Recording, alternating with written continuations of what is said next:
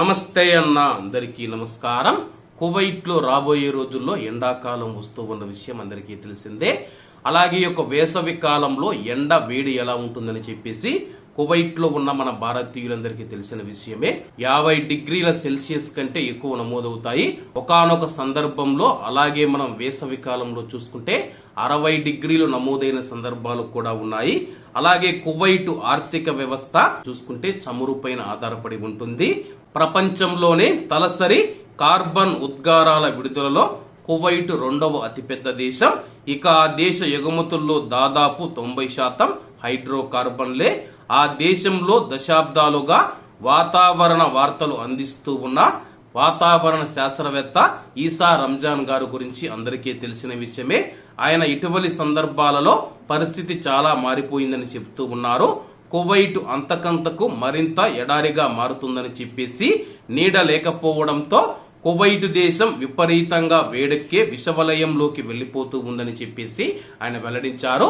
ప్రస్తుతం కువైట్ దేశం మనం చూసుకుంటే రోజు రోజుకు ఎడారి పెరిగిపోతూ ఉందని చెప్పేసి చెట్లు లేకపోవడం ప్రధాన కారణమని చెప్పేసి ఈసా రంజాన్ గారు తెలుపుతూ ఉన్నారు.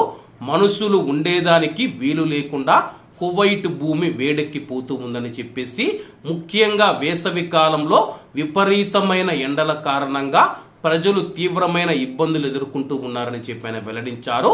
ఇప్పటికైనా సరే కువైట్ పర్యావరణ అధికారులు మరియు కువైట్ ప్రభుత్వం త్వరితగతిన నిర్ణయాలు తీసుకొని రాబోయే రోజుల్లో కువైట్ ప్రజలు కువైట్ లో నివసించేలా చెట్లను పెంచడం, కాలుష్యాన్ని తగ్గించడం, అలాగే విపరీతమైన వేడి వాతావరణం నుంచి ప్రజలను కాపాడే నిర్ణయాలు తీసుకోవాలని చెప్పి ఆయన సూచిస్తూ ఉన్నారు. ఇలాగే కొనసాగితే కానీ కువైట్ లో మనుషులు ఉండే అవకాశం లేదని చెప్పేసి వేసవి కాలంలో వేరే దేశాలకు వలస వెళ్లి అలాగే మళ్లీ మనము చలికాలంలో కువైట్ కు తిరిగి రావాల్సి ఉంటుంది. మనుషులు ఉండలేనంతగా కువైట్ దేశం వేడెక్కిపోయి ఎడారిగా మారుతుందని చెప్పి ఆయన వెల్లడించారు. కాబట్టి అందరూ బాగుండాలి, ఎందులో మనం ఉండాలి. అందరికీ నమస్తే అన్న, జై హింద్.